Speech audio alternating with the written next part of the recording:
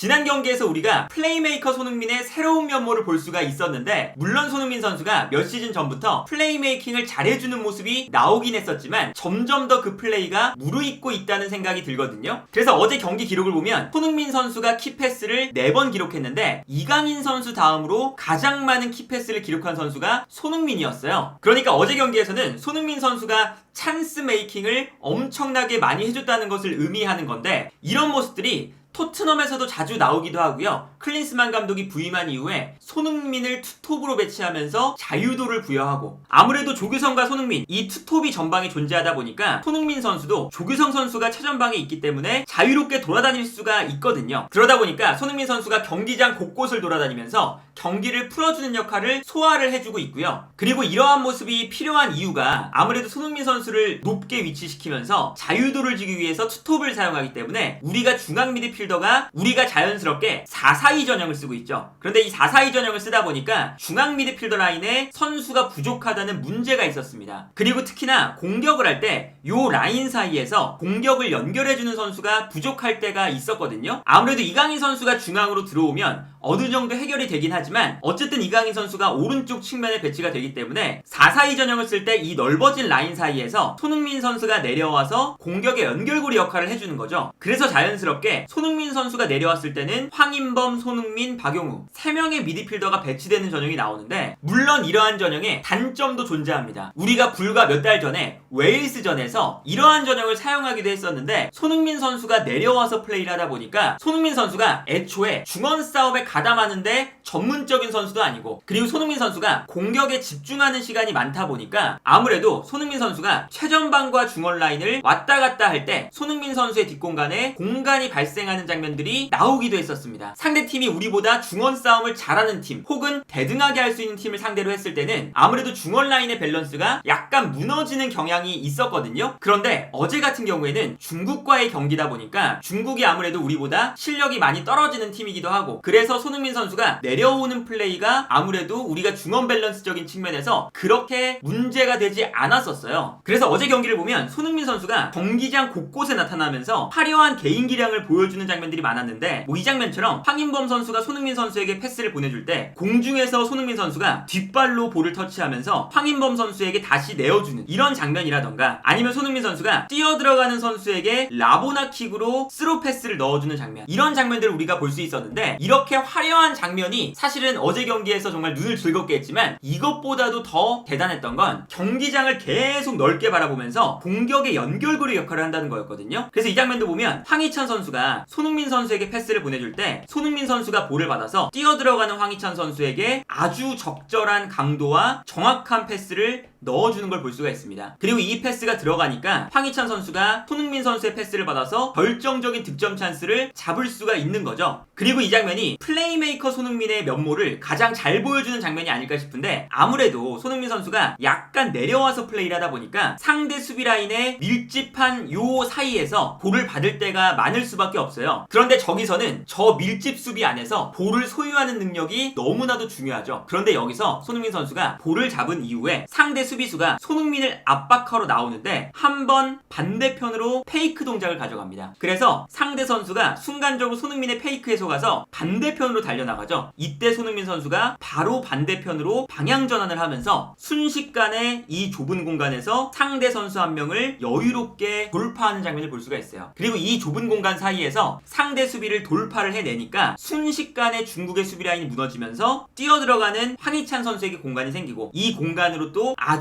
좋은 패스를 넣어주니까 황희찬 선수가 손흥민의 패스를 받아서 결정적인 찬스를 또다시 잡을 수가 있었던 거거든요. 그런데 우리가 이렇게 손흥민 선수가 경기장을 넓게 바라보면서 정말 축구 도사처럼 주변에 있는 선수들에게 좋은 패스를 공급하는 장면들이 토트넘에서는 정말 우리가 자주 봤던 장면들이잖아요. 예를 들면 이런 장면처럼 후방에서 토트넘이 올라오고 있는데 앞쪽으로 패스를 건네주고, 이때 손흥민 선수가 내려와서 볼을 받아줍니다. 그 다음에 뛰어들어가는 선수에게 볼을 받자마자 원터치로 돌려놓으면서 상대 수비라인 뒷공간을 패스 한 번으로 완벽하게 무너뜨리는 장면을 볼 수가 있거든요. 근데 이런 장면들이 경기 중에도 계속 나와요. 이 장면도 보시면 후방에서 볼을 가지고 올라올 때 손흥민 선수에게 먼저 패스를 보내줍니다. 그리고 손흥민 선수가 내려와서 볼을 받는 상황에서 볼을 소유하지 않고 볼을 받자마자 원터치로 측면에 뛰어들어가는 선수에게 바로 방향 전환을 해줘요. 그러다 보니까 또다시 손흥민의 원터치 패스가 들어가면서 뛰어들어가는 선수에게 완벽한 기회가 생기죠. 그래서 우리가 토트넘 경기를 보면서 손흥민 선수가 이번 시즌에 원톱으로 기용되기 시작하니까 훨씬 더 저 플레이메이커다운 능력들이 더 발휘가 많이 되기 시작했어요.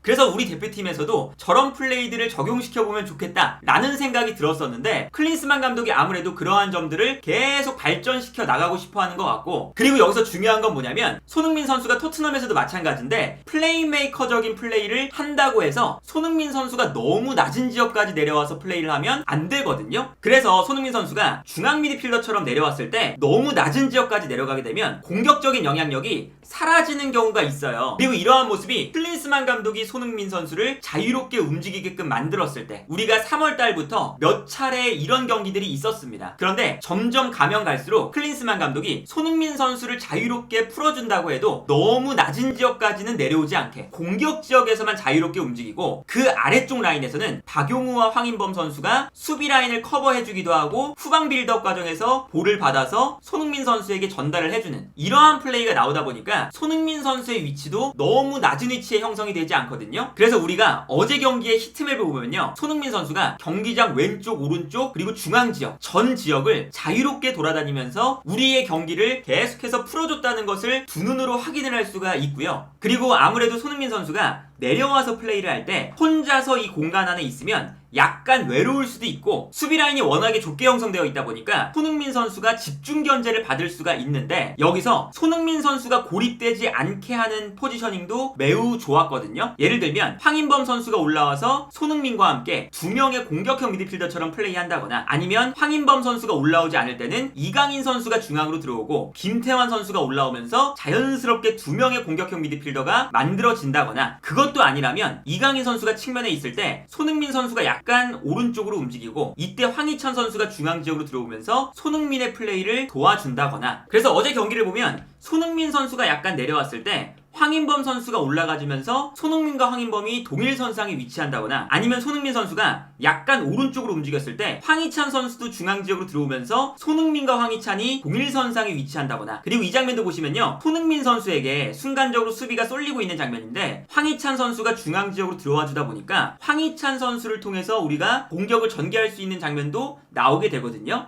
그것도 아니라면 손흥민 선수가 내려와서 플레이를 할 때 이강인 선수가 중앙지역으로 들어오면서 손흥민과 이강인이 동일선상에 위치한다거나. 그래서 어제 우리가 손흥민 선수의 옆자리에 90분 내내 황인범, 이강인, 황희찬 여러 선수들이 돌아가면서 손흥민의 옆자리를 채워주니까 손흥민 선수가 고립되지 않고 본인의 플레이메이킹 능력에 더 집중할 수 있는 면이 있었거든요. 그래서 어쨌든 우리가 손흥민의 프리롤 혹은 플레이메이커 전략이 3월, 6월, 9월까지는 클린스만 감독이 여러 실험을 할 때 불안한 점들이 많았었는데 10월과 11월 평가전에는 점점 더 발전된 모습을 보여주면서 손흥민 선수가 고립되지도 않고 너무 많이 내려오지도 않고, 그리고 중원의 밸런스도 깨지지 않는 적절한 형태에서 프리롤과 플레이메이킹 능력을 발휘해주고 있다. 물론 우리가 아직까지는 조금 더 강팀을 상대로도 이러한 전략이 효과적으로 먹혀 들어갈 수가 있을까? 이것은 아무래도 조금 더 살펴봐야 되겠지만, 우리가 아시안컵을 앞두고 손흥민의 활용법과 손흥민의 영향력, 그리고 손흥민의 파괴력이 점점 더 완성도가 높아지고 우리가 준비해 나오는 패턴들이 나온다는 것 자체는 매우 긍정적인 부분이 아닐까 하네요.